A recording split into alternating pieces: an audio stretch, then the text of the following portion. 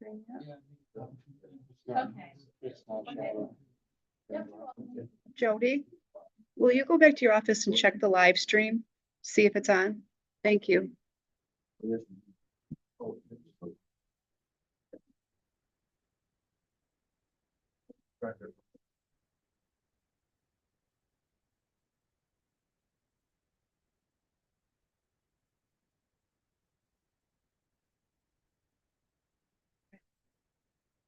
Oh, it's working. I just can't zoom around.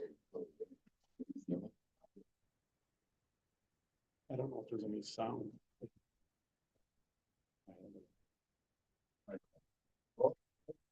You have it turned up, but there's no sound.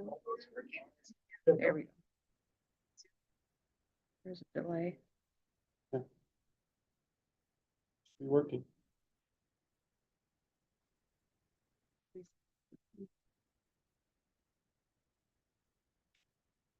We have 45 seconds.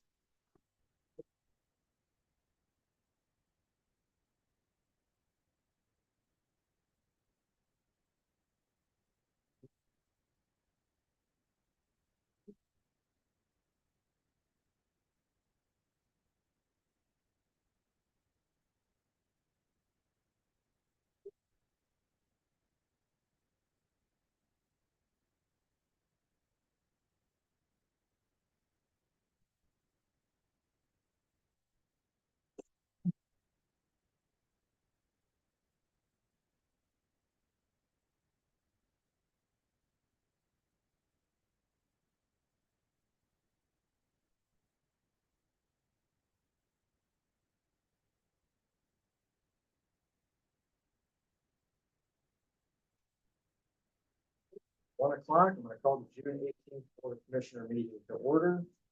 Today we're going to start out by the prayer by Commissioner Sarkella, followed by the pledge by Commissioner Ehart. Dear Heavenly Father, we thank you for the opportunity to gather today to serve our friends and neighbors.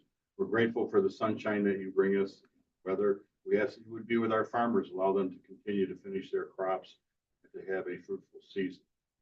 We ask also that you would be with our first responders and take care of everybody who serves us and does things beyond their call of duty. All this we ask in your son's name. Pledge allegiance to the flag of the United States of America and to the republic for which it stands, one nation, under God, indivisible, liberty and justice for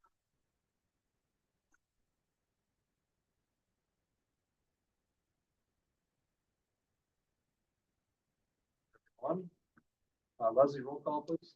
District 1 Chairman John Block, Present. District 2 Commissioner Roger Ballard, District 3 Commissioner Gary Heberling, Here. District 4 Commissioner Bill Sarkella, Here.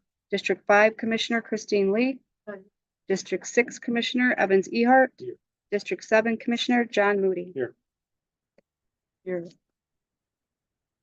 This time I'll entertain a motion to approve the agenda today. I would like to add one thing to the agenda, and that would be a legislative update from Cole Wood. We'll do that under correspondence, petitions, and introductions on section 9.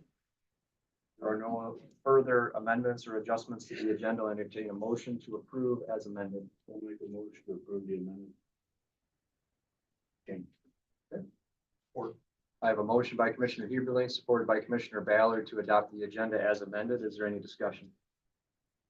Hearing none, all in favor signal by saying aye. Aye. Opposed? Motion carried. Agenda is adopted. At this time, if there are no corrections or deletions to our meeting minutes from June 4th, I'll entertain a motion to approve. Motion. Support. I have a motion from Commissioner Ehart, supported by Commissioner Moody to approve the meeting minutes from June 4th. Is there any discussion? Hearing none, all those in favor signal by saying aye. Aye. Opposed? Motion is carried. You received your correspondence from Jody through email the other day. In that correspondence, we received an email from Tuscola County related to a bridge for the Amish to be able to cross the Cass River. Did anybody get an opportunity to look into that? I agree with all that. So, yeah.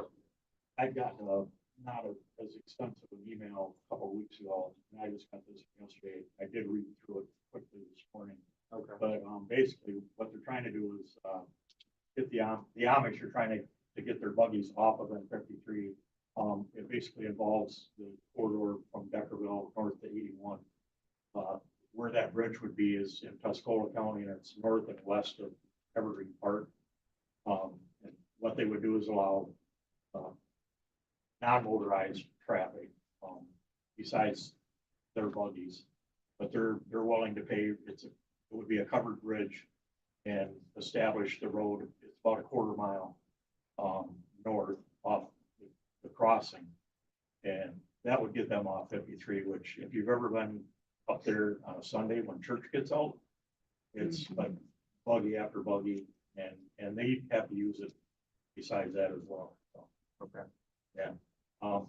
Hopefully maybe we can get that on future agenda soon. Yeah, that was kind of my thoughts too, Roger, is, I mean, Tuscola County Board has asked for our support in this. They provided a resolution. And if there's no objections, then I'll have Nathan have this added to our BOC agenda for July 2nd. Yeah, I think it's a good idea. Okay, all right, very good. We'll do that. That will conclude our correspondence. And at this time, Cole Wood, here to give us a legislative update. Welcome. Well, good afternoon. As all you know, I'm Cole Wood, field representative for Congresswoman McLean. I just wanted to give an update on some of the things happening in Congress. Apologies, Roger, you heard most of it. Tuesday, there hasn't been a whole lot of movement since then. I know you always end up doing the same three things within a week, it seems like. Sorry. So some good news, the Farm Bill finally passed out of the House Ag Committee. It looks like it's a pretty solid bill. The Senate just released their framework, which means that they haven't released any numbers or any real descriptive information on it, just kind of the top line of what they want to do. So hopefully this will be brought to the House floor in a couple weeks, and then get voted on. Then it'll likely end up going to conference with the Senate, and they'll work out the differences between them. And hopefully pass the Farm Bill by the end of the year. Realistically, September 30th is the deadline. So hopefully we can get that done. Just some quick information about what's in it so far. For crop insurance, there's a 10 to 20% increase for reference prices for the vast majority of crops. Even they use ARC or PLC. There's also a return to the higher of method for dairy margin coverage. So for dairy producers currently, with the 2018 Farm Bill, it was changed from the higher of plus 75 cents method to more of a regional method, and it's even more confusing than the original method. If you ever talk to any dairy farmers about it, you know how confusing it is. Like the old adage, there's 3 people in the world that understand dairy pricing and 2 of them are dead.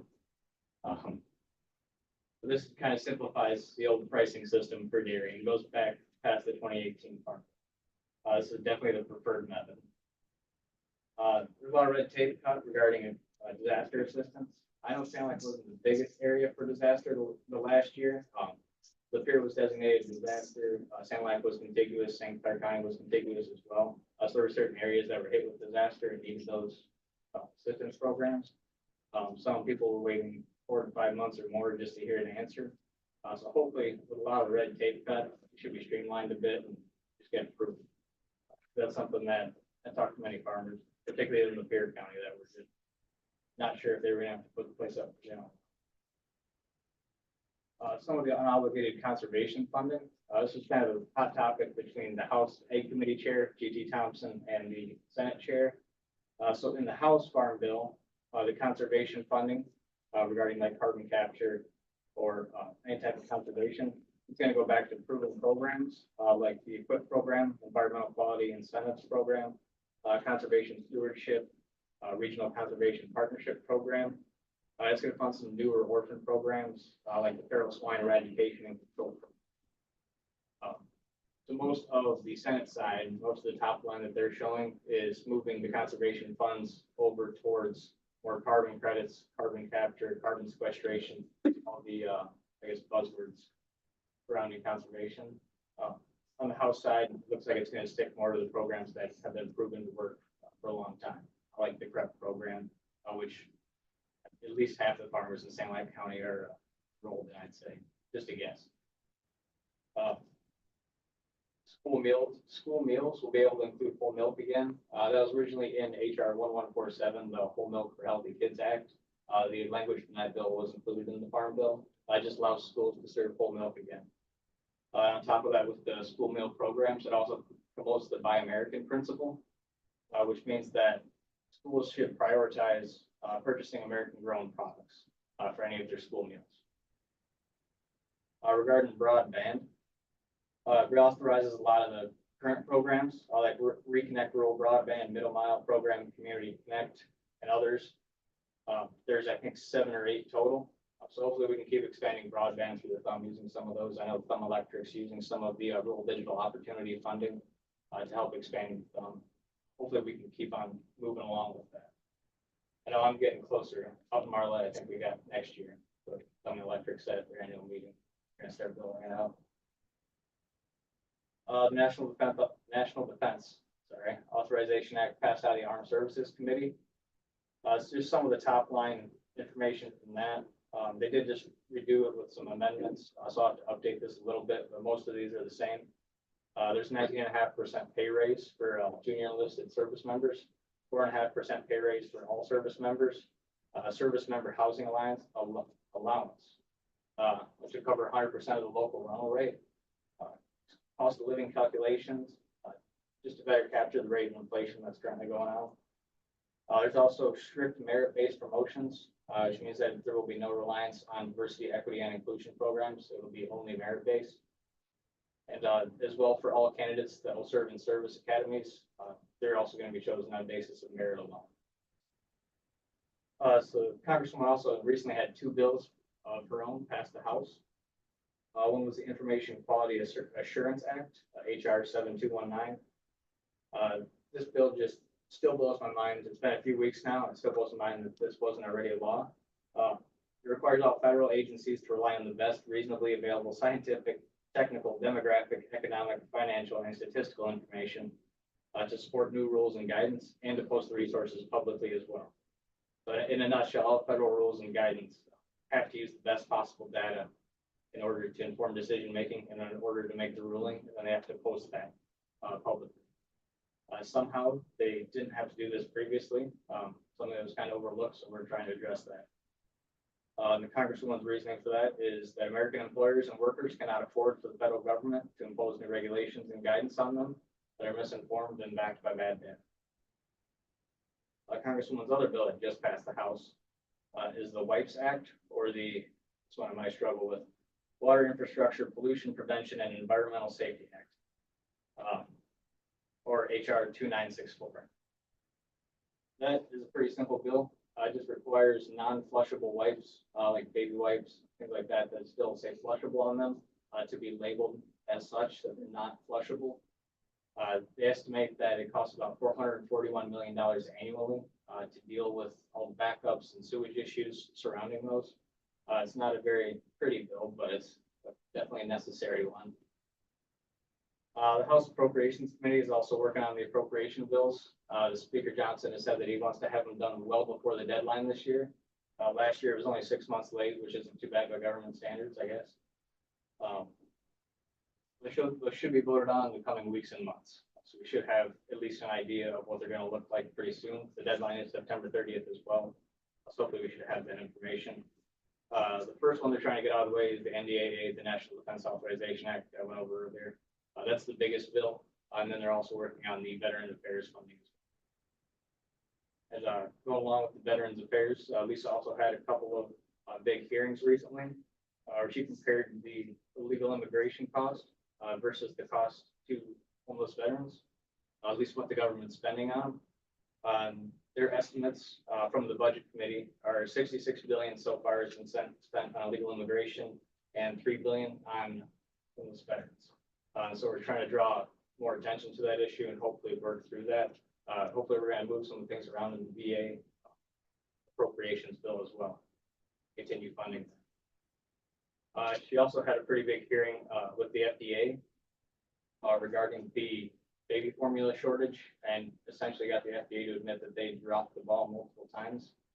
If anybody's interested in seeing the hearings, they're all online. I think she posts all of them on her Facebook and Twitter as well. I think I probably talked long enough.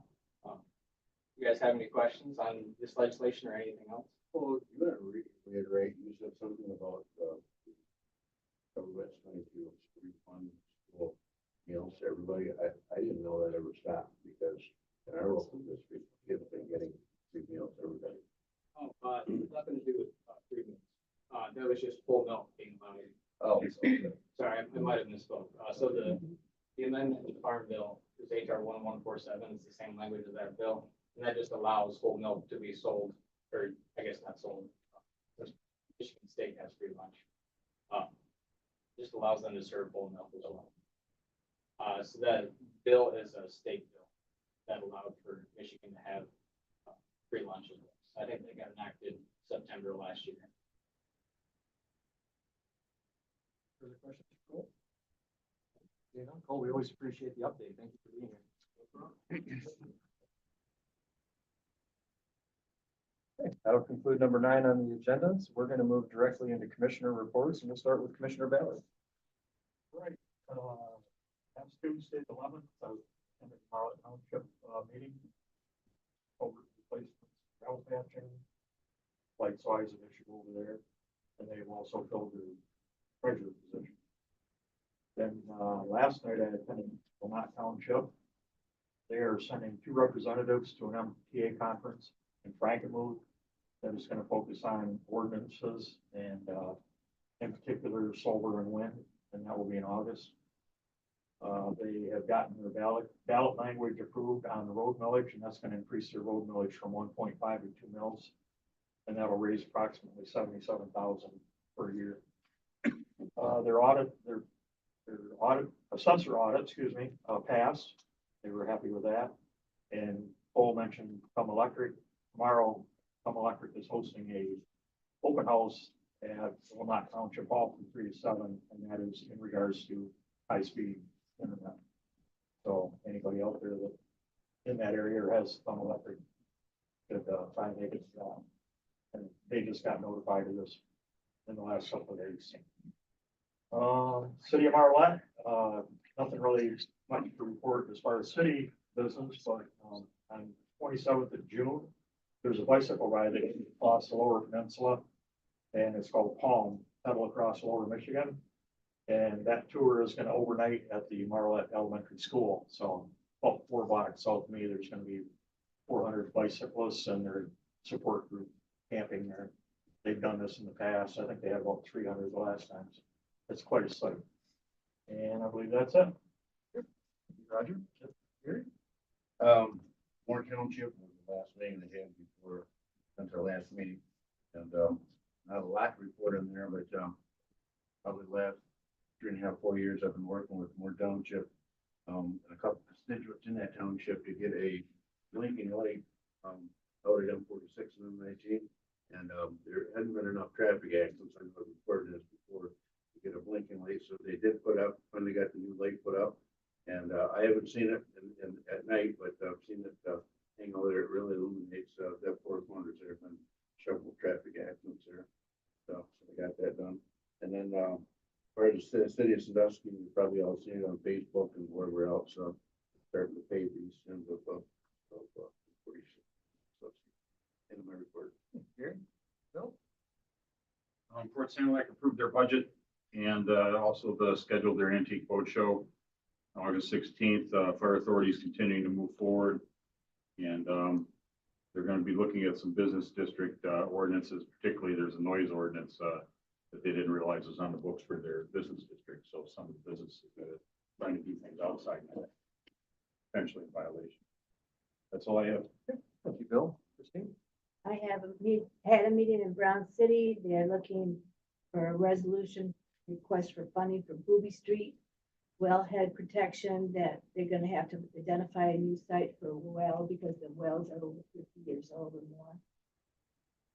Festival was a success, and the flags that hang on poles, if they can flip them the other way, because some of the trucks are hitting them and breaking the flags. Then I was at Maple Valley Township. They're putting in, looking at playground equipment because they're gonna make a park in their township. And then there was a gentleman that said he was from DTE, but doing more and more legwork on this. He really doesn't have anything to do with DTE. He said he was a personal contact between him and DTE and the township. But I think he's with the solar company because he was talking more of solar. You know, he also then I was at Flint Township, he also attend that. And like, again, he said he's a good neighbor, they want to work together. And their nature center is gonna have an open house 5K on June 29th. The run starts at 9:30 a.m. And after the run, they're gonna have an open house. And then there's ditch improvement and road resurfacing, and the fire authority test run a dry hydrant on Lucas Pond. That's it. 2 weeks ago, after our BOC meeting, I attended a Marion Township meeting. DTE had a representative there, and he expressed to the township board that DTE is aiming to do a wind and solar project in Marion Township. And he said the same thing. It sounds like you guys said that they would prefer to work with the township than deal with the state siting issue. So they're hoping that they can work with the township on that.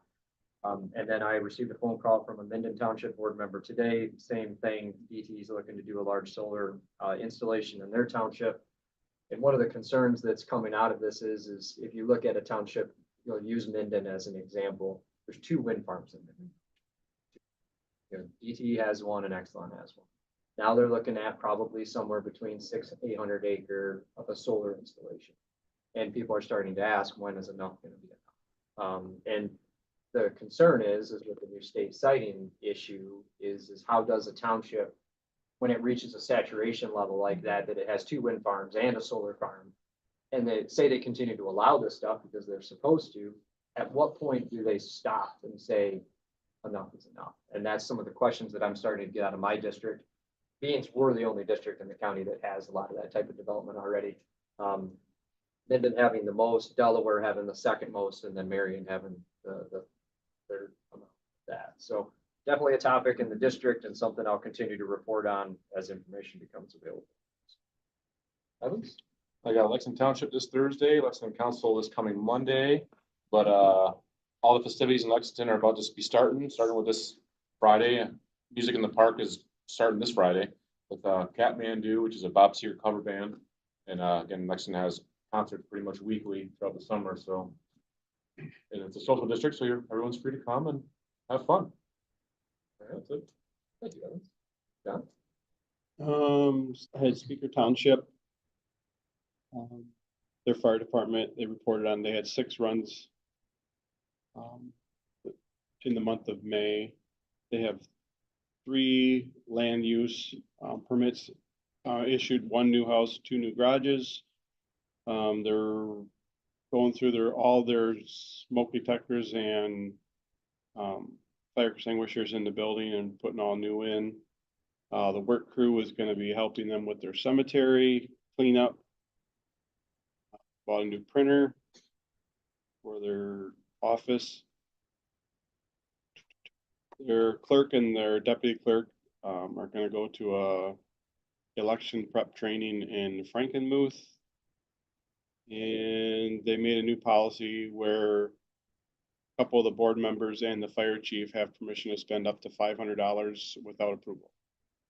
And then I had a special Worth Township meeting that there was 1 agenda item. It was about shipping containers in the township, and that they put a moratorium on sending out warnings and tickets to people who have them now until the planning commission has time to work on a new ordinance or update the ordinance that's there. That's it. Good. John? Appreciate everyone. I have Fremont next Thursday, or this Thursday. Okay. Appreciate everyone's commissioner reports. Nathan, your administrator report, please. Thank you. First, I'd like to thank Commissioner Heberlin. That light is a path that I travel every day, and getting to my home and having that light at the corner. There's been some bad accidents out there. I don't know how many fatalities, but there's been some bad accidents at that corner, and people have blown right through that corner. For whatever reason, it's a pretty main corner. You wouldn't think it would happen as often as it does, but so that light, I think it definitely illuminates right down on the pavement there. So hopefully that'll be just another reminder for folks. Moving into local stuff here, the budgets have been submitted by all the department heads. We are kind of fine tuning those now. Now that we've got the numbers from everybody, tweaking those, and we'll continue to meet with department heads as necessary until we can get the budget to completely balance out. The county will be closed tomorrow for Juneteenth, so it's a newer holiday that is celebrated throughout the state. So just wanted to give a reminder. Building will be closed.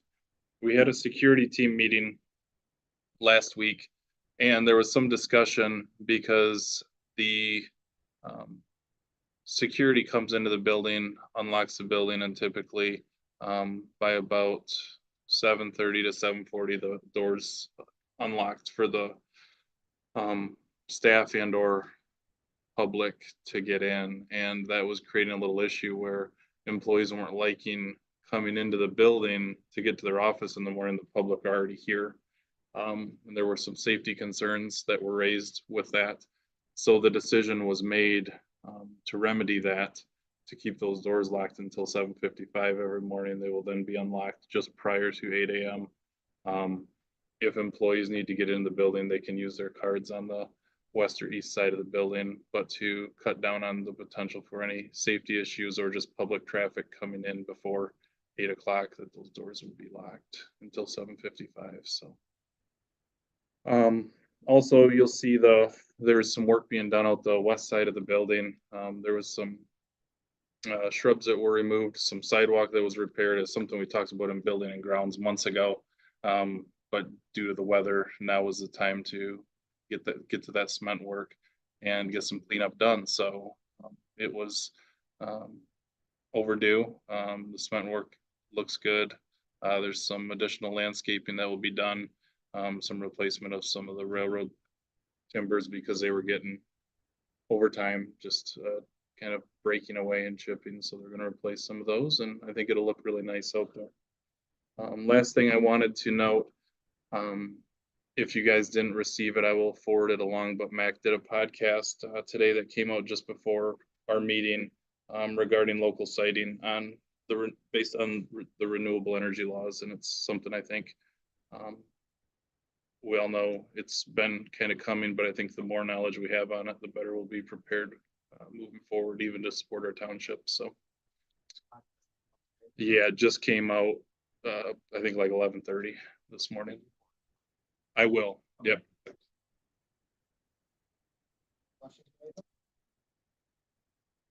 Hearing none, we'll move on. Nathan, thank you for your report. At this time, I'm going to call for public comments. Are there any public comments pertaining to today's agenda? Seeing none, we're going to move on. We have two presentations today. The first one being Richard Hall from Sand Lake Transportation. Richard, welcome.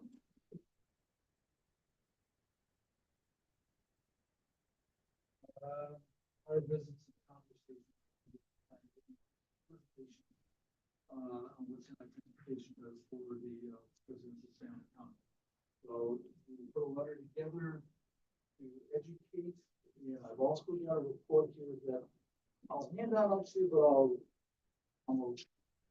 check with a grain of salt because I've been talking with the software developer and they're a little concerned.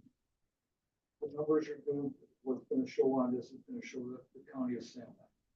And the county of Sand Lake is incorrect. It should be broken down to the townships. This report is based off of the minor civil districts, which in this case should be the townships.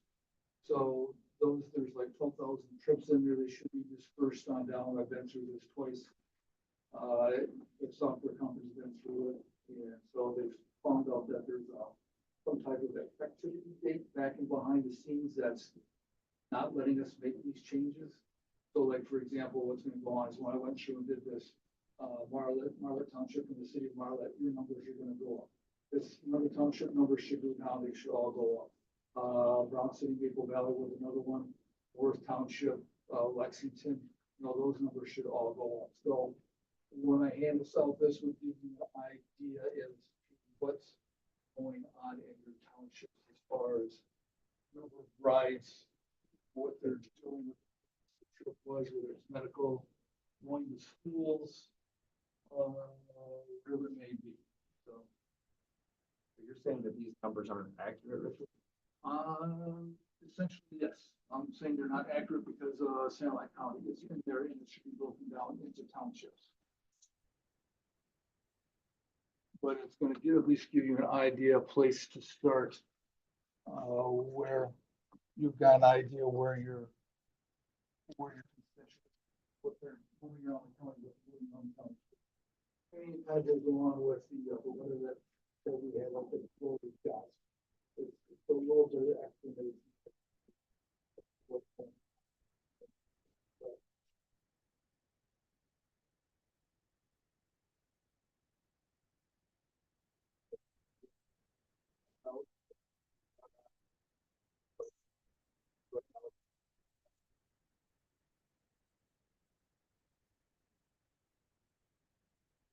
Looking at these numbers, Richard, so obviously dialysis, the trip that somebody took to a dialysis center, home that indicates the person being taken home from somewhere. Okay. Schools, when you're looking at that, that could be, in this case, it's probably gonna be ISD, schools of choice. We take a group from Deckerville down to CPS, others taking kids from over in the way back over to Kentucky. So, in this section of the report, there's one that says contract, be in the upper left-hand corner of the page. And there's a second section that's gonna say rider pay. Now, if it's contract, that means it's gonna be like CHISD. And rider pay would be, I as a citizen, I need to get from A to B, I'm gonna be paid for my trip.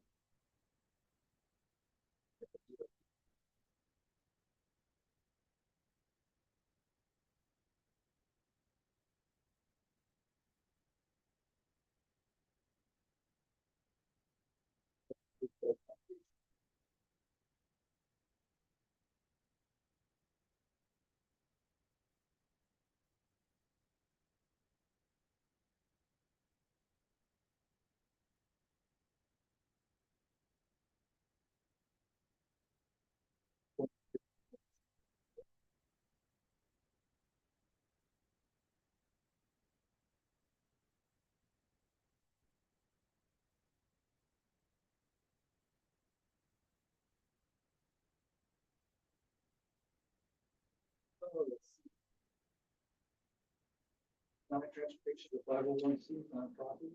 We have 20 and full-time employees. 20% of those employees are directed. And that's your contract with, that state of Michigan with Sand Lake County. Because of the way Sand Lake transportation was formed, we needed a governmental unit or entity to come to pass through. In this case, they signed. They're not authority. So we need to go on through the county. We talked a little bit about funding. Funding comes from the state. There's 5 main sources of funding for us. The state reimburses us on eligible expenses. They have what they call a comprehensive transportation fund. We need to have X number of dollars in that. And what that fund does, that is the funds and that go towards the rest of the agencies statewide. So every county has a Sand Lake transportation. Grand Rapids obviously is a much bigger unit. We've now got the Southeastern RTA, which is in Oakland and Wayne County. Before that area was serviced by townships. If a township passed a village, the transportation service shoot. If you didn't, they didn't. And now we've passed it where they're going to be covering all 3 of those counties. So that puts a lot of pressure on that comprehensive transportation fund. So as somebody bigger comes to the table, eyes only so big. And if somebody bigger comes on in, everybody else piece just gets a little bit smaller because we've got to feed the new party that came to it. So that's putting a lot of stress onto that. To give you an idea, stress-wise, our eligible percentage for the LVO reimbursement for 24, we started the budget process was 40%. got a letter that says it's going for just over 30%, like just short of 31, so call it 31. So we're dropping 9 percentage points. And all, not just us, everybody is, all the transits within the state have dropped that also. So that's one of our main sources of funding. It comes, 18% comes from the federal level. We have contracts with CMH and ISD, and then the rest comes from what we call fare box, would be what the rider pays. The way the fare structure is set up right now, because we were originally set up as a place, as an agency that serviced people that had disabilities, whether it be financial, mental, physical, whatever it may be, that's what we were started for. Yeah. So the rates you can ride anywhere in the county, the most you'll ever pay is $3. If you're a senior or handicapped, it'll be $1.50, and if you're riding within Sandusky, it'll be $1. So our fare box represents about 5% of our total revenue. So it's a really small number. Dialysis would fall underneath that umbrella. We service dialysis 6 days a week. On Saturdays, we have 3 drivers out, 3 vehicles that we run to get everybody home.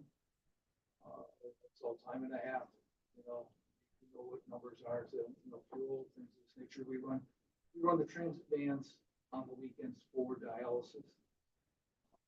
So we're not out running the bigger buses. It's a much more effective, efficient vehicle to run to go get the passengers for that particular group.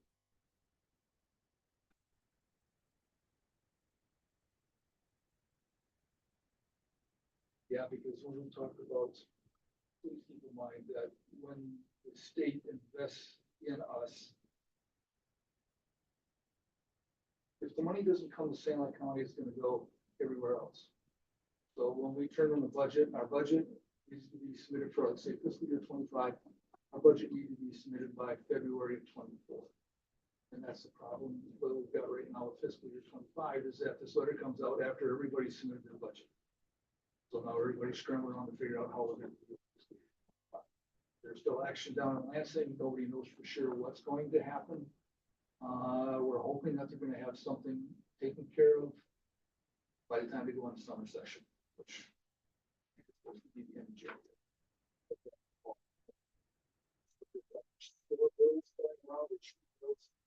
We're talking about moving money around from different things into transit. Essentially, it's going to be this time transit would be included in infrastructure bill. And that's something new, and there's some unnerving language in there. Unnerving to me being that they always talk about regional. We are not regional. Regional to me is the regional RTF down at Wayne, Oakland, Macomb County. That's regional. What might be going on over in Grand Rapids would be regional. Ann Arbor could be a regional. Lansing, Caddo would be. And that's what we're afraid of is that the larger agencies could potentially suck money away from the rurals, and that's what we've been in contact with Representative Alexander to get involved. We've got transit pockets down there now, so we want him involved with that because we need someone down there that's going to represent rural agencies.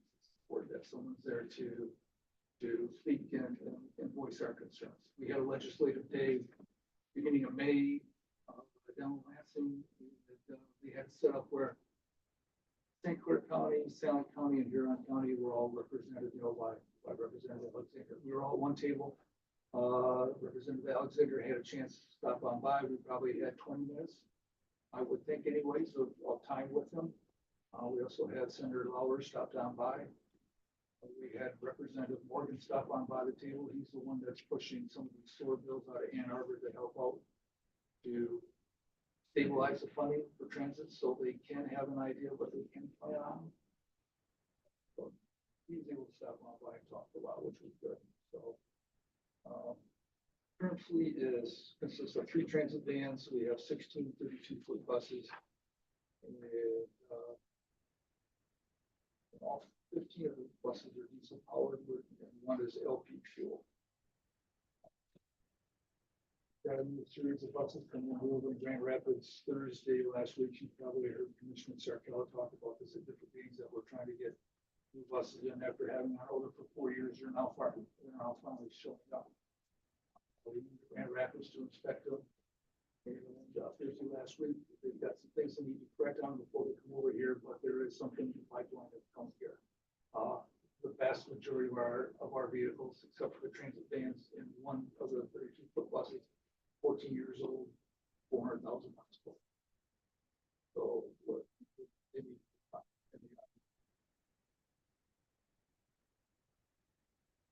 And that again, back to funding is encouraging us to find different silos of funding. We're working on trying to get our way to that, to figure out what that means. Also in here is just some of the next things that we do. What we did was we picked on April 1st of 23 through March 31st of 24. And that's where the total vehicle miles, total vehicle hours came from. So all these reports are based off the same time frame. And that's what we've done. Total vehicle miles, 624,000. We did 64,970 trips. Then we've got some of the trips broken on down, top 10 destinations of where we take our passengers, eHeart, ISD, Journey, Personal Growth, Walmart, dialysis. And I keep on harping on dialysis because this is near and dear to my heart. 2,574 trips. If these people don't go to dialysis, but when I talk with the center over there, they got like 2 weeks and then their health takes will take a downturn. So this is very important to us about us. They don't get there. Seniors over at Stonegate, you probably read in the paper last year where they had that fishing trip they went to Port Salmon.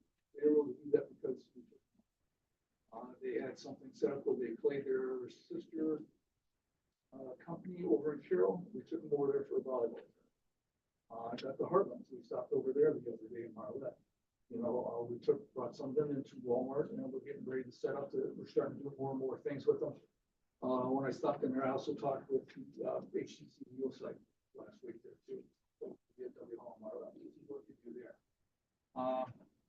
They are talking about, can we get some music in the park on Friday nights? That Commissioner Ehart talked about it. We're down there providing transportation for that. So they're asking about different things to do that. What can you guys do for us at night? We don't drive at night. We don't feel safe at night, but yet we still want to go out and have some social life. What can you do? And again, we're hamstrung by funding. We can only do so much with what we've got. But that's some of the things that are coming up out of that. We distribute food. We've got, the last mile food program started back up again. So I hand that out to passengers up board the bus.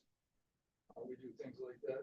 We have a regular schedule. We take seniors, people from Sandusky here out to Walmart. It's pretty set. If you would like say at East Side Manor, if you want to go to Walmart, you're out the door at that front door, I should say at 9:15. We'll come on by, pick you up, take you to Walmart. An hour later, we'll come back, pick you up and bring you out back. We also take that same group of people out to Country View. And that's kind of the same thing that the Heartlands are asking to do, something like that. We gather them on up, take them on out to view the lights out the Meadows, Christmas. Heartlands again are asking something like that. Summer rec, we've got down the Marlette pool. Still waiting for some changes, I think, on the pool there.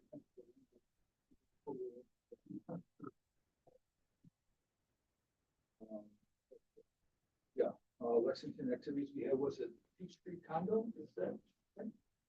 Over there in Lexington, called up and want to know what we can do about servicing their residents. Essentially get down to Port Huron.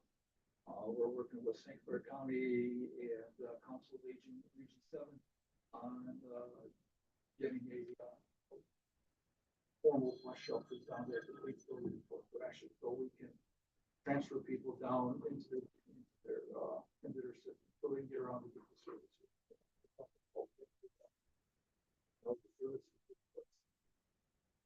Emergency transportation, to the veteran that need to get down to the Hill Clinic. It was late in the day, if I remember right, it was like 4:35 o'clock thing or something like that. We had a driver, we picked him up here in Sandusky, took him down to the clinic and we transferred him by ambulance and down to Port Huron. But that's kind of the shape he was in. That's what we're able to do. We take people to work, by the trees, snow, But that we had President over here from Portsmouth, want to know what we can do about getting some of their employees to work, because they've lost employees, they've had car issues of some sort, some type of transportation issue for whatever reason. That were let go because attendance policy. They just didn't get it. They want to know if it would be a viable option for that. But that's a phone call, it's not. Richard, it certainly appears as though you guys have been essentially state funded since the beginning of semi-transportation. Is that fairly accurate, state and federal funded? And how long has semi-transportation been in operation? Because we were essentially formed, Sanilac and Huron County were essentially one, and then they went for a millage, I think it was 4. And Huron County passed through millage, Sanilac County did not, so then they had to split. And so, I mean, you've provided no shortage of anecdotal evidence of all the great things you guys can do for people with other people's money. But I think my big question here is I'm getting the feeling that you're lining up for a millage request to tax the residents of Sanilac County to subsidize your operation. Is that accurate? I would like to avoid that. But I can't take it off the board as a possibility. If, let's say, with all the conversations we've got down in Lansing, if they can get back to where we were before, with, like I said, reasonably close to the LBO percentage on the eligible expenses, the answer is no. For us right now, with the changes they made, that's $197,000. So that's people in reduction in services. And what group goes away? I mean, you've heard me say that. It's nice to be able to continue to serve them. It's going to be the rest of the residents. You guys don't have the option to increase the fee of your fare box in order to generate more revenue on the people that are actually utilizing the services you're providing? It'd be a tough one meaning that it's only 5% of the revenue stream right now. You know, so even if we triple it, you're gonna go from $50,000 to $100,000.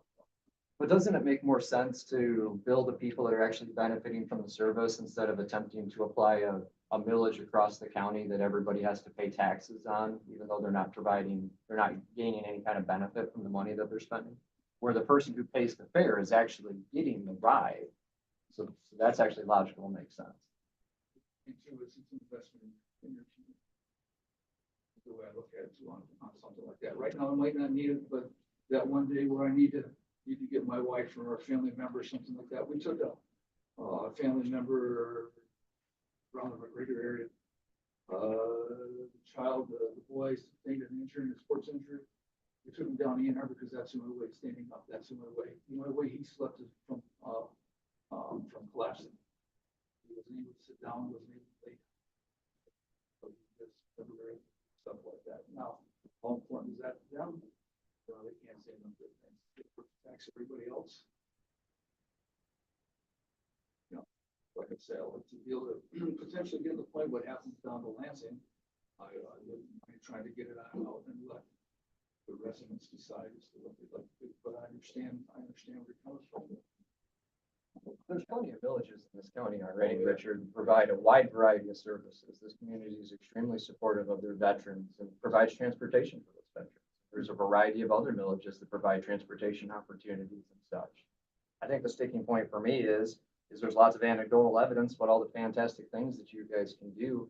I just don't see how that correlates to taxing the residents of this county any more than what they're already paying for the services they chose to provide. So it doesn't sound like you're here to ask for this yet, but this is percolating in the background. I would strongly encourage you to work diligently with the state of Michigan on that funding issue, because I, for one, do not see the residents of this county needing to pay taxes in order to provide rides for other people. There's already plenty of services provided in the county as it is.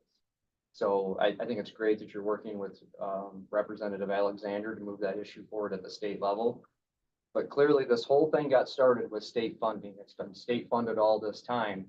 And because of things that are out of your control and our control that have happened in other areas of the state, some of that money's being eaten up. And so your guys are now in a bit of a budgetary issue, I'm sure, is the concern, right? You have an operation you're trying to balance a budget with. I don't see the method of going to the taxpayers of San Luis County as a viable one personally. So I just wanted to share that with you today, that that's not a direction that I think would be positive for the community. If I can, I'd say dinner to that. I think Nelson would probably say dinner to what you've already said. And I look at your top three. You say mental health, school, and the other ones, yes, I know. But I guess my thought was saying, you charge now for the ways to get around. Figure out a way to, some bill Medicare. Case. That's an option. That's what I was thinking. But so far, when I talk with other agencies, nobody's been able to crack that nut. You could be the first, Richard. Think of the plaque you'll get. But that's one of the things when the state talked about silos, that's one of the things that comes to my mind on something like that. They talk about that. The HHS was kind of their budget. This whole thing goes away for the state, for all the state transit agencies. The HHS would give up 3% of their budget goes away. So we know what diligent they guard their funds, because a lot of times when I think about this, that's where some of this stuff should be done. So Richard, does every county in the state have their own transit, or are they part of a regional transit system? Most of the ones I'm familiar with are with the county.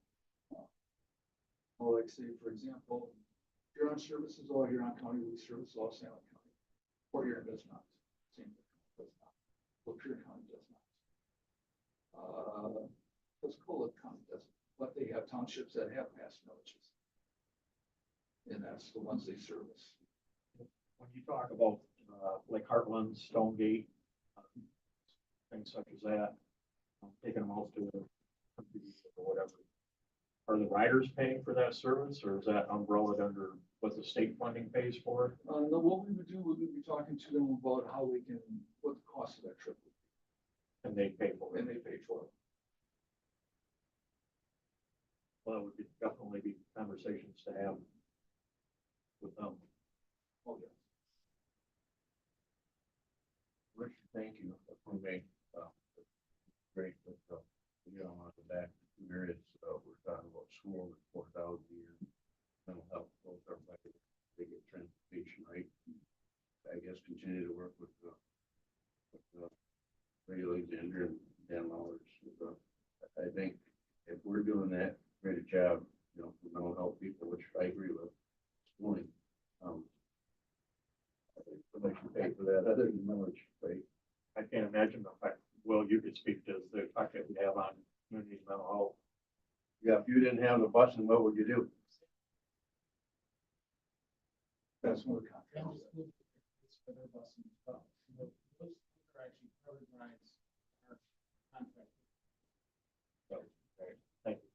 And I'd like to point out too, there isn't a school district in this county, Richard, that doesn't provide transportation.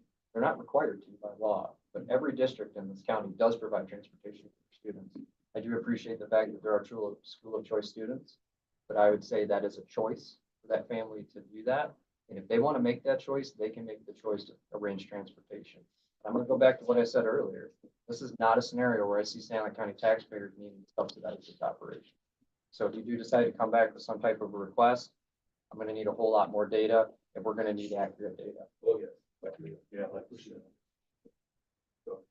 And Richard and Will both, I want to emphasize one thing, I want to make sure Will understands what I meant here. I know you're paying for that, I know it's paying for that, but what I'm saying, these are essential in our county, and this is the really state program, and state, keep this operation, state step up, plate.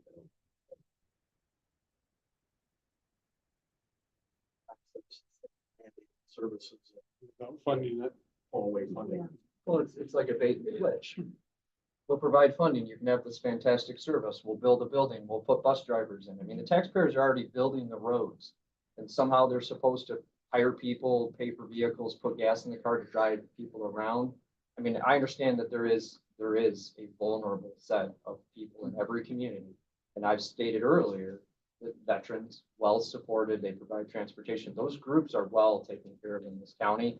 I'll just go back to what I said earlier. I can't see the taxpayers of this county needing to subsidize a school of choice issue for a child or whatever it may be. You're already essentially a subsidized operation. You're getting federal and state money.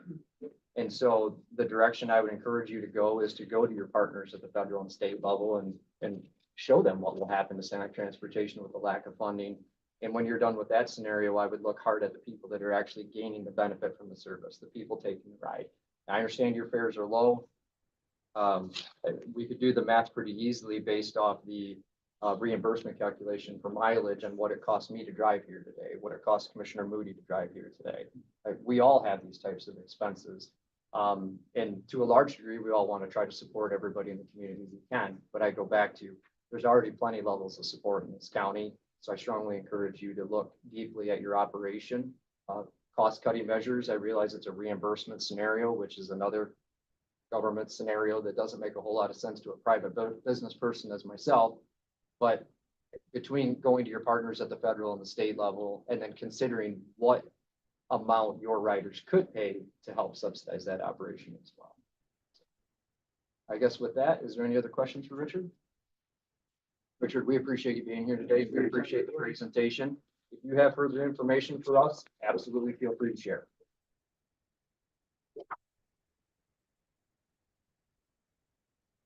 Okay, that concludes our Sonic Transportation presentation. At this time, we're going to have a presentation from our medical care facility. We have Nicole Miller, the executive director. Nicole, welcome.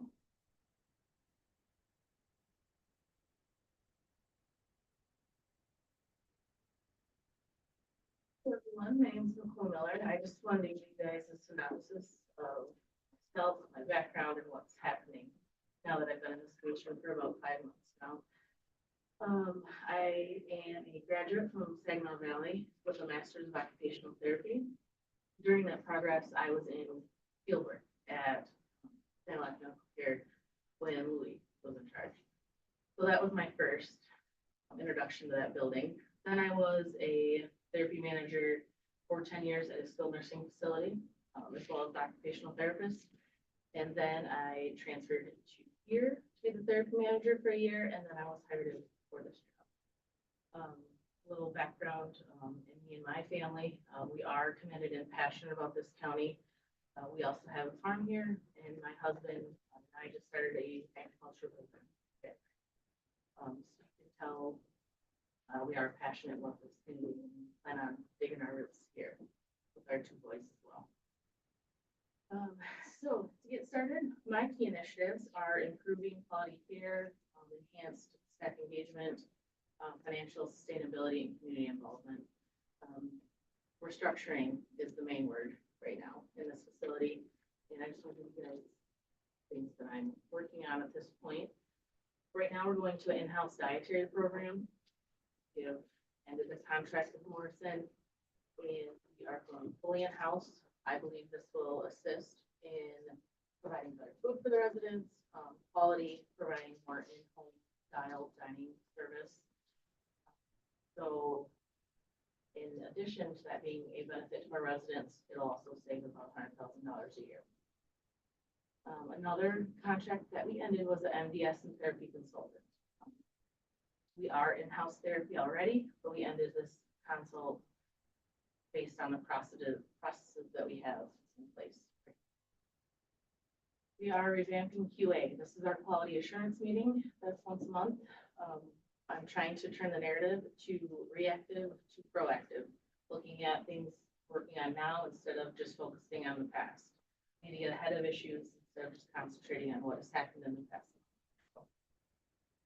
Next, we are doing a full staffing restructure coming out of COVID. You have to look at, all the census we have, the demands we have, the acuity with the residents, and all areas need to be looked at this point. We have already went through the business office, one less employee, and we have improved internal controls for this way. So that was one process that needs to be looked at. Right now, we have brought in consultants for nursing. I should say one consultant for a staffing restructure for nursing as well, based on our acuity, and then also activity staff. So it is just, a lot of things happened before COVID, during COVID. Now we're trying to spin out of that. So looking at what makes sense compared to other medical care facilities and what is right for our building and our residents.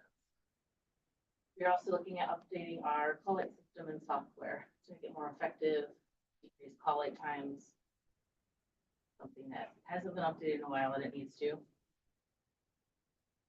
We also need to update our HR and payroll software.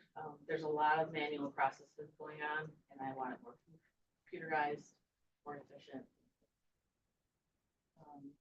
I mentioned some key statistics I want to say is we are fully staffed.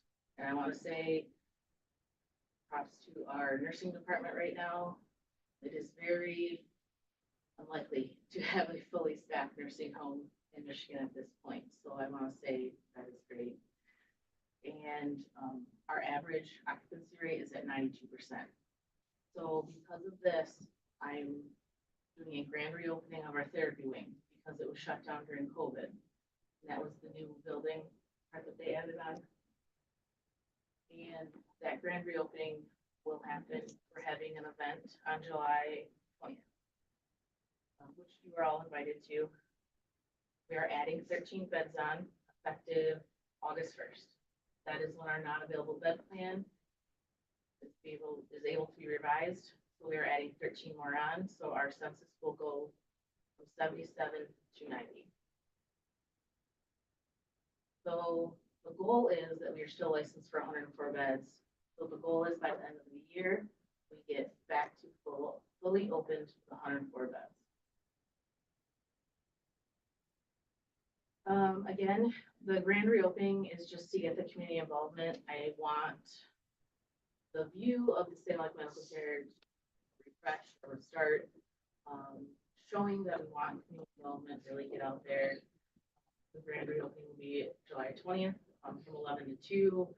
We'll have SMCF education. You know, they'll look at the private updated therapy rooms that we have, our remodeled therapy room.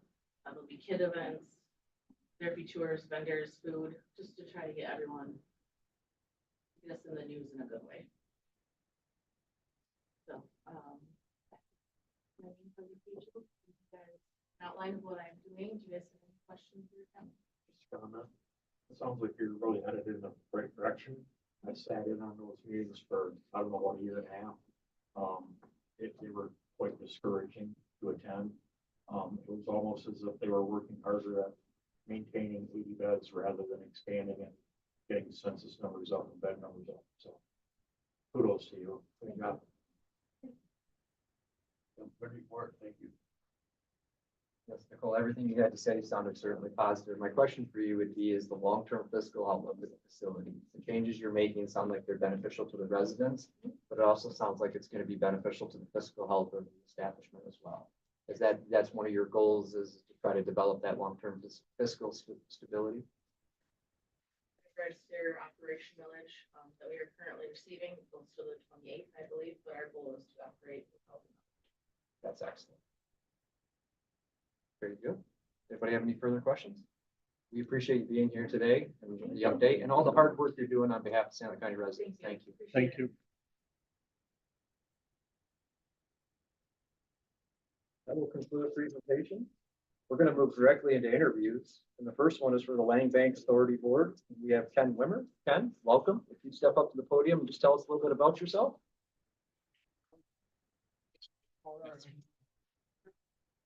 Don, I've never met.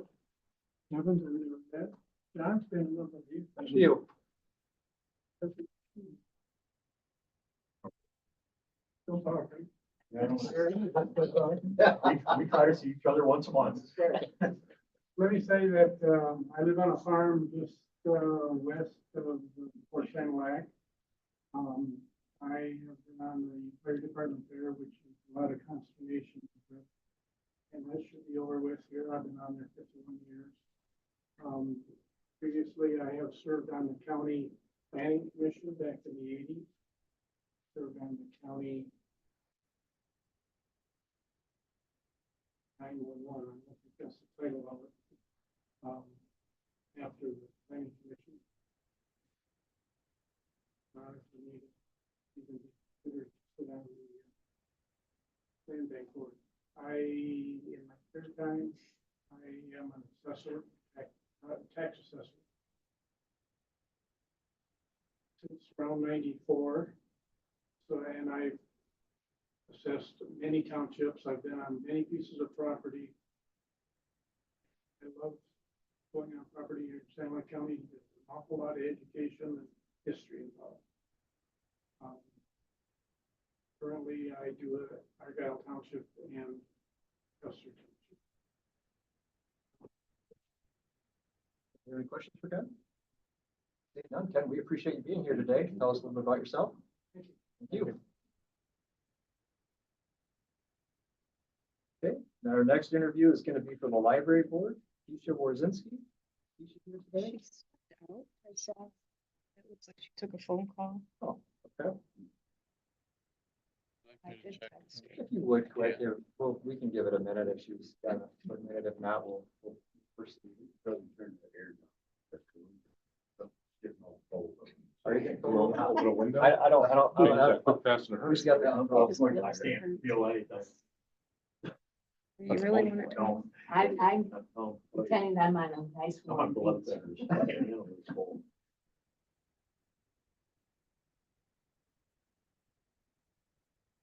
No, I maybe did. I didn't ride the bike, so I'll have- Thank you. I've seen a motorcycle outside. When I pulled in, I thought maybe it was yours, but I walked up, it was the wrong brand. Too hot. Too hot. Yeah. They're shorts.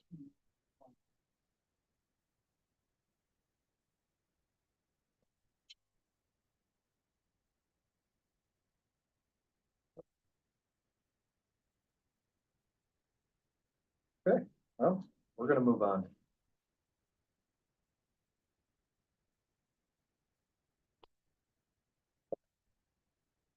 So we are gonna move on to appointments to standing committees. I have a partial 3-year term expiring 12/31/2026 with the Land Bank Authority. I'll entertain a motion to appoint Ken Wimmer.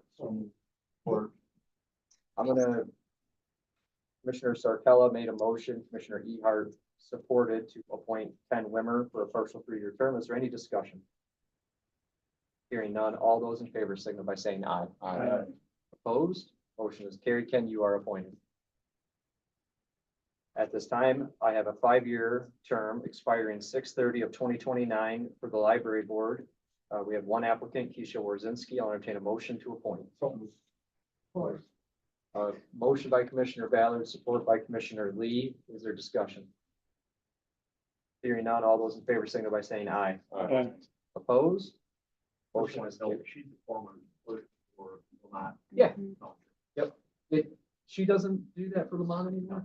No. She did a good job. Yeah, I remember running in. Sorry, here ago, or 2 years ago. Okay, so that's going to conclude appointments. I see no need for 13B or 14. That's going to move us into general resolutions. And today, we have a resolution honoring Corrine Falls for years of service.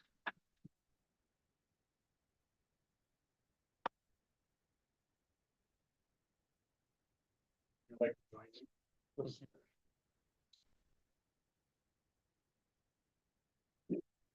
This is a resolution honoring Corinne Falls for years of service.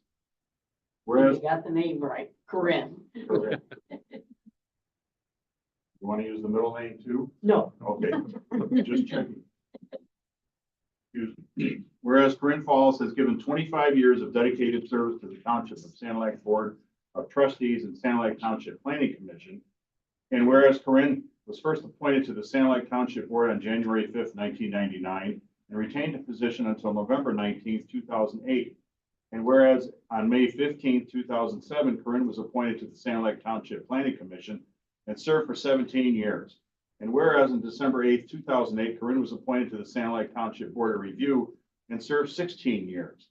And whereas Corinne has demonstrated her extensive knowledge of township government and provided invaluable insight, perspective, and guidance.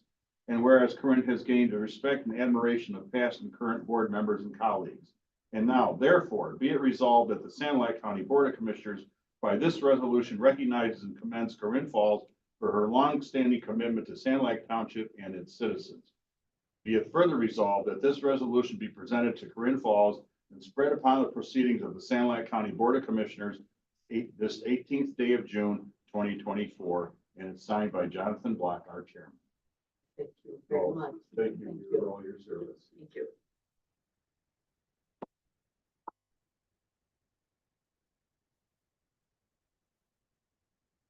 Per Corinne's request. No photos. But she is embarrassed that she's been in 3 papers already. But not one has been an obituary, right? So we're in good shape. Oh, goodness. Very good. Is there anyone that would like to support Commissioner Sarkella's resolution? I'll support. We have support from Commissioner Ehart. Leslie, a roll call vote, please. Hello, Yes. Commissioner Ehart. Yes. Commissioner Moody. Yes. Commissioner Ballard, Yes. Commissioner Heberling. Yeah. Commissioner Black Yes. and Commissioner Lee.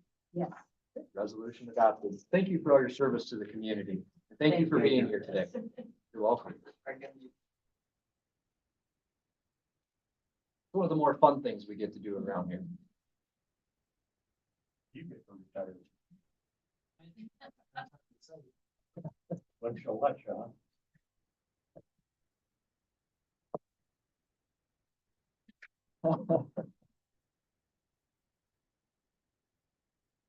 Well, that will conclude resolutions. So we're going to move directly into committee reports and we'll start with Commissioner Moody. I just had one, emergency management. I went to that. And we have on July 20. Oh, No, that's fine. yeah, Sorry. my bad. Thanks for catching that. All right, sorry, John. We're going to back up to resolutions. Yes, we have the resolution for Sanilac County Board of Commissioners opposing the MDHHS approach to meeting the federal conflict-free access and planning and urging collaborative development of an alternative approach. Well, I'm surprised you didn't jump on me about that.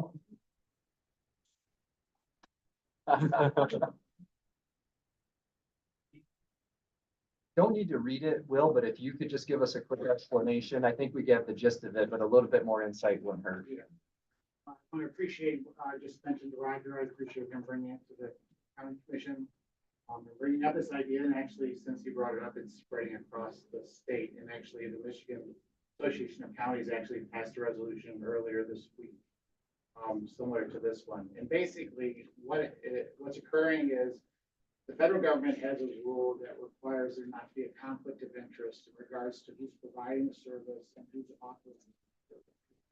In a lot of states, they have private and for-profit organizations that are the service providers. Michigan is different. We're a public system. So there is no profit in a public system. So what they're trying to do is they're trying to create a firewall or a separation. So if an individual is coming into my door saying they need mental health services, I would have to refer them to a different brick and mortar somewhere else to make sure they qualify for treatment, and then we would provide the service. So it would be creating another step for folks who are looking for services instead of being, one door, quick access for treatment. It'll create a big barrier for a lot of our community members. So back to the transportation conversation, who's to say where that will be? It'll be a person they'll have to revisit once a year that will have no idea what's going on in their lives, other than to do this single purpose of deciding if they do or don't qualify for a certain service. It's contrary to the new program that we started in October, which is our CCBHC program, which everybody is entitled to service. There's no authorization process necessary. So this is kind of like going 3 steps back, which makes no sense. And to make matters worse, it's for specific services. So you might come into my door and say you need therapy. And I can give you that one, but if you want job skills training as well, I have to send you to that other brick and mortar with that approval, while I can do the approval for the therapy. Very confusing system. And unfortunately, honestly, if you want my honest opinion, working remote for 4 years, the state employees are so disattached from the system that they don't understand the impact it has in everyday lives. So our board passed our resolution last month. It's going through pretty much every CMH in the state of Michigan and PIHP. And then now all the counties or a majority of counties are. Thank you for the explanation, Will. Anybody have any questions for Will related? Block. I do have one thing. I did get a request, on this as well as another potential resolution for you guys to pass from Jim Johnson from our Region 10 PIHP. And I thought maybe Will was here rather than have him come back next week if we needed further explanation or the next meeting. Are you familiar with the other one that was sent to us regarding funding and potentially the state like sweeping local funding allocation? End of the year, any excess Medicaid that we have as a county goes back to the PIHP. We're not allowed to save any Medicaid. The PIHP is able to save 7.5% of their Medicaid funds as a risk reserve. The resolution he's asking for is, there's a difference of interpretation. The region feels they can save 7.5 a year. The state says you can save 7.5, period. See how that one would grow and one would down. So the region has passed a resolution allowing it to be more than 7.5. I have not asked my board to do that, and I don't intend. Just so you know, I mean, because really it doesn't benefit our county, in my perspective. It doesn't enhance my budget. It doesn't enhance the services we provide. It enhances the risk reserve of the region. So that's my perspective. Thank you for asking that question, Nathan, because that was important. Yeah, so that was my intention. I'm not planning to, and I've talked to my board chair, and he supports my decision. Okay. Thank you for being here today, Will. Yeah, I appreciate you coming. Okay, with that, any commissioner that would so choose to can read the resolution opposing the MDHHS approach to meeting federal conflict-free access. I'll try to get through this. Okay, a resolution of San Luis County Board of Commissioners opposing MDHHS approach to meeting the federal conflict-free access and planning in Michigan and urging collaborative development of an alternative approach. Whereas the Centers for Medicare and Medicaid Services, CMS, has a requirement ensuring conflict-free case management, conflict-free access and planning and relationship to Medicaid-funded home and community-based services. And whereas a number of approaches to meeting this requirement have been proposed by stakeholders to the state's public mental health system, including the state's community mental health services program and prepaid inpatient health plans, that's the PIHPs we'll refer to, that ensure ease of access to care in the state's public mental health system. Whereas the Michigan Department of Health and Human Services has, instead of working with these stakeholders around the pursuit and implementation of these approaches, announced its plans to implement an approach to meeting the CMS requirement that will fragment the state's public mental health system, hinder access to care for Michiganders, and make an already complex system more complex. Whereas after careful review, San Luis County Board of Commissioners concludes that the conflict-free approach being pursued by MDHHS, number one point, ignores the voice of persons with lived experience who have consistently stated that MDHHS proposal hinders access and quality service delivery and makes a complex system more complex.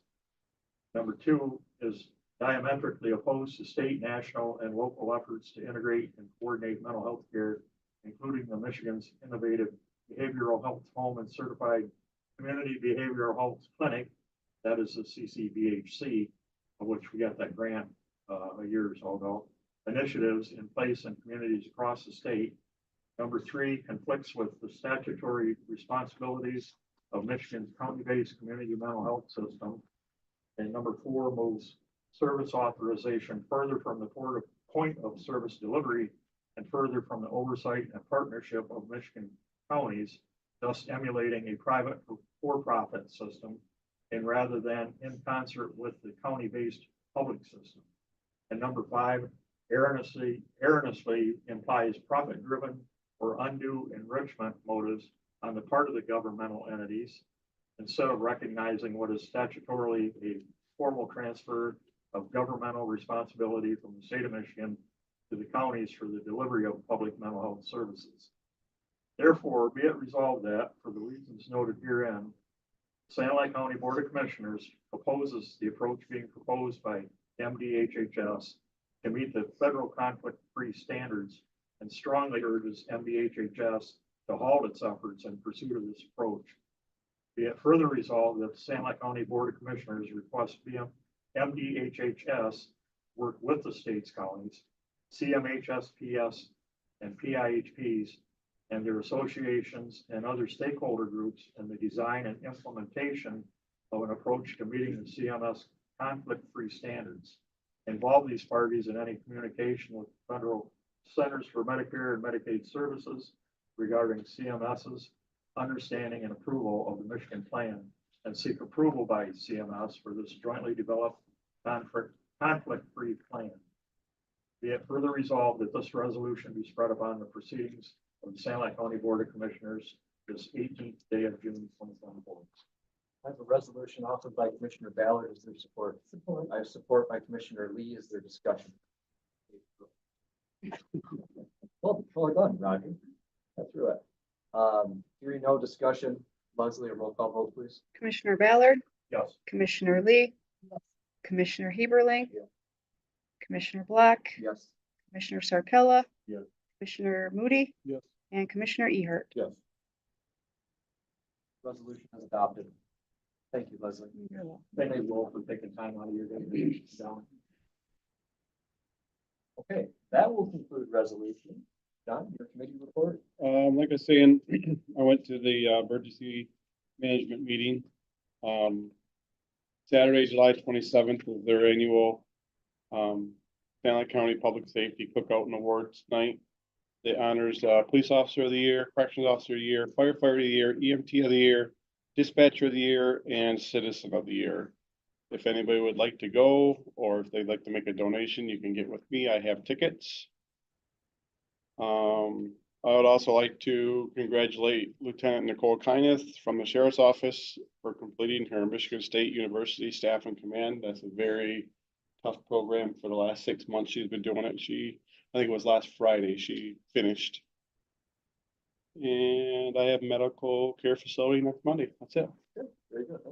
Evan? I've been having committees the past weeks. Okay, I've got planning commission tonight. I had, Council on Aging, finally got a flyer there for the senior fair.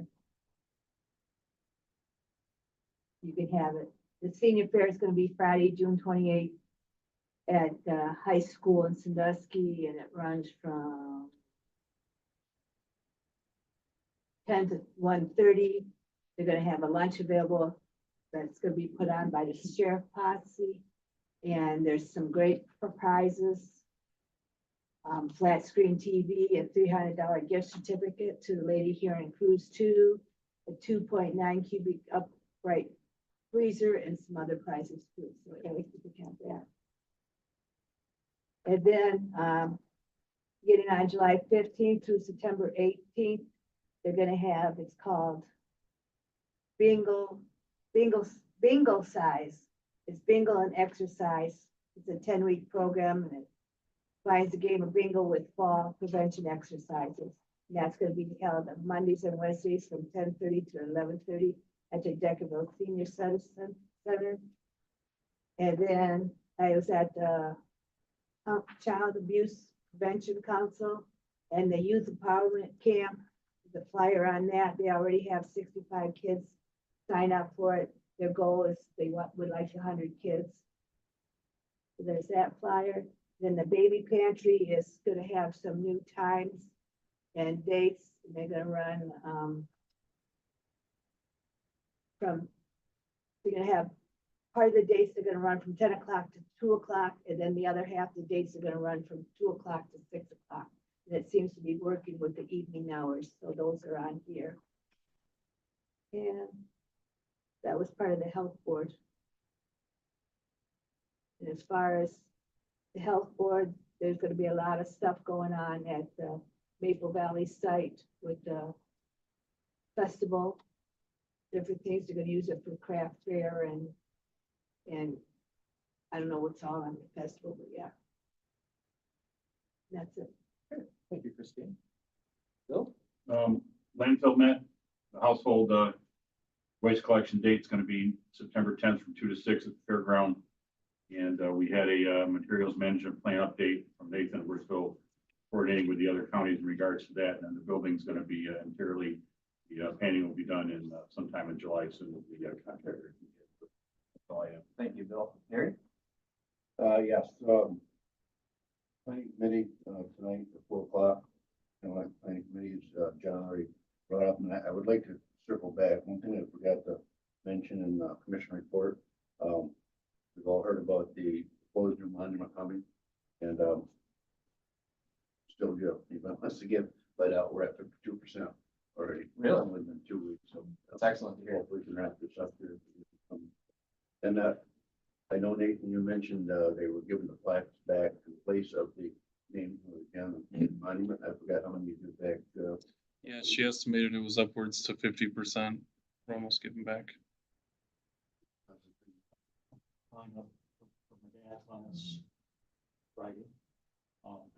He had already given out 200 plus. That was shortly after noon, 1 o'clock maybe, yeah.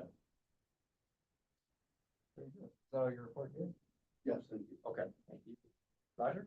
Let's see, last Wednesday had a pre-construction meeting at Evergreen Park with the contractors and the engineering firm.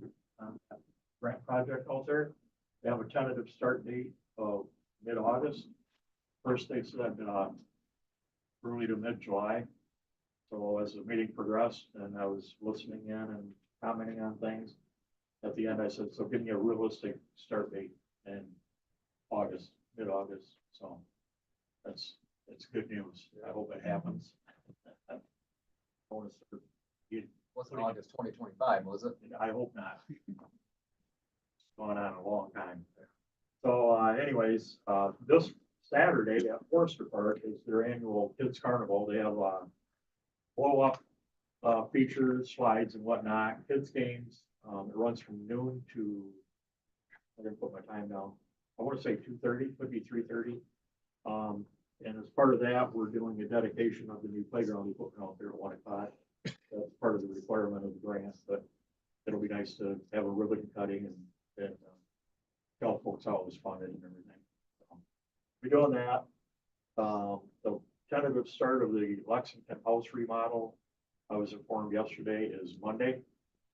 So hopefully that gets underway because that's gone on too long. And this morning, Forester Manager Steve Posby and I were on a Sandlot broadcast, did a half-hour talk on parks. Let's see, Monday, yesterday I did CMH, Prevention and Public Education. There was discussion on renaming the committee. Brett wanted to rename it to, instead of Prevention and Public Ed and Prevention, so we call it PEP. Sounded more exciting, but we decided just to leave it. So we approved reports. Basically that was about it. Today I had program committee at CMH this morning. They are now serving in the children's department 316 individuals, which they're up around 60, 65, something like that. So, and this is a result of the CBHC grant. That department is fully staffed. And so it sounds like we're pretty fortunate in the county with their medical care and that with staffing issues. So I believe that's about it. Oh, one thing, DTF Monday, yesterday morning. They had officers attend concealment training, which is where to search for drugs in vehicles and whatnot. The day after, they actually had one, and they got 45.5 grams of meth, which is big. They usually get a half a gram or a gram, and it was a result of that training that they had taken prior to that. They found it concealed in the shifter boot. So kudos to them for that. The K9 officer is about a third of the way through training with the dogs. Looking forward to having that back in service. Yeah. That, I believe, is it. Okay. That's all I've done. Appreciate everyone's committee reports. Michigan Works too, we both forgot that one. Oh, yeah. Michigan Works last Friday, but there was nothing really to report. A lot of approvals. Gotcha. And good bacon. Scrambled eggs. Wait, what? Yeah. Oh, Wait, not not that Breakfast committee. ceremony. Yeah, nobody's taking that away from me. Evans was discussing a trip to Las Vegas on one of his here Yeah. recently. I'm starting to realize I'm on the wrong committees. Go ahead. Appreciate everyone's reports. I see no need for unfinished business, so let's move directly into new business. And we're gonna start out today with FA 091-24, approval of 2024 current claims. Stanley County Board of Commissioners hereby approves the payment of current claims for 2024 identified on the accounts payable report dated June 12, 2024 for the general bank account in the amount of $316,346.39. Or I have a motion from Finance Chairman Sarkella, support from Vice Chairman Ballard. Is there discussion? Hearing none, all those in favor signal by saying aye. Aye. Opposed? Motion is carried. Moving on to FA 092-24, budget adoptions, amendments, appropriations, and transfers. Stanley County Board of Commissioners hereby approves the following amendments and establishing the following accounts as listed. Support. I have a motion by Commissioner Sarkella, support by Commissioner Lee. Is there discussion? Hearing none, all those in favor signal by saying aye. Aye. Opposed? Motion is carried. Moving on to FA 093-24, approval of additional general fund bank accounts checks charged to May 2020. Stanley County Board of Commissioners hereby approve the payment of additional general fund bank account checks charged to May 2024 as follows. $843,872.67 in ACH payments, $2,166,616.60 in checks, for a total of $3,010,489.27. Support. I have a motion by Commissioner Sarkella, supported by Commissioner Lee. Is there discussion? Hearing none, all those in favor signal by saying aye. Aye. Opposed? Motion is carried. Moving on to FA 094-24, authorization of canine training costs. Stanley County Board of Commissioners hereby authorizes training for Deputy Jennifer Yacht along with the canine dog Phoenix at Maple Creek Canine Training LLC in St. Clair County at a cost between $3,500 and $5,000, and to further authorize the total cost for training, equipment, food, medical, et cetera, not to exceed $10,000 with funding from the DTF millage. Support. Motion from Commissioner Sarkella, support from Commissioner Moody. Is there discussion? I have support from everybody. I'm gonna have to pick one. Is there any discussion related to this request? Hearing none, all those in favor signal by saying aye. Aye. Opposed? Motion is carried. Leslie, we were on FA 094-24, correct? Correct. Okay, so moving on to FA 095-24, approval of San Luis County Road Commission Agreement, Parks Commission. San Luis County Board of Commissioners hereby approves an agreement between San Luis County Road Commission, Delaware Parks for the purpose of removing, reclaiming old gravel and to shape the driveway along with loading, hauling and spreading of 300 tons of gravel at a cost not to exceed $7,661 with funding from the Parks millage. I have a motion from Commissioner Sarkella, support from Commissioner Ballard. Is there discussion?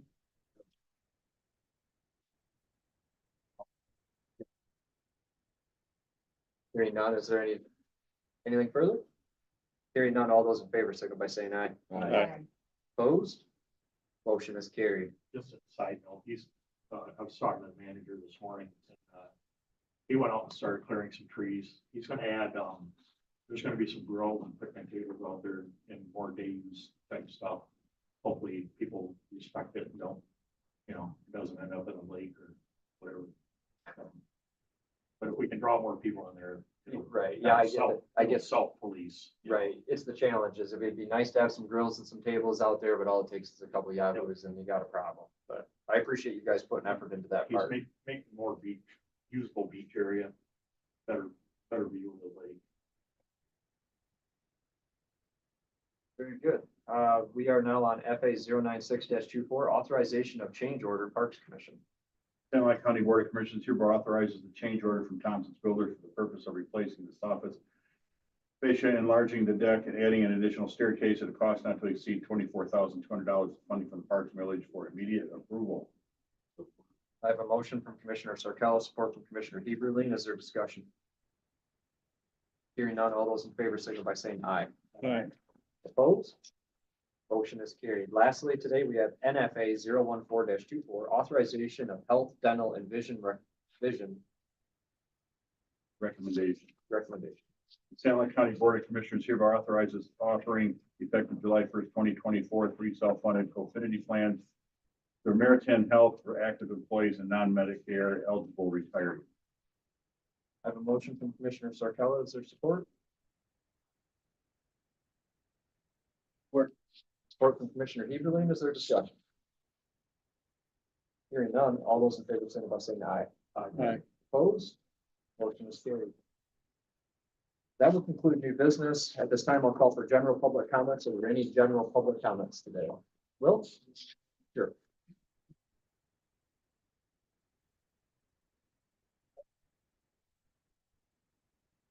First, the CMHC director, I thank you for the resolution and all the support that the county provided for us over the years. I'm really grateful for the relationship that we've been able to build and move forward.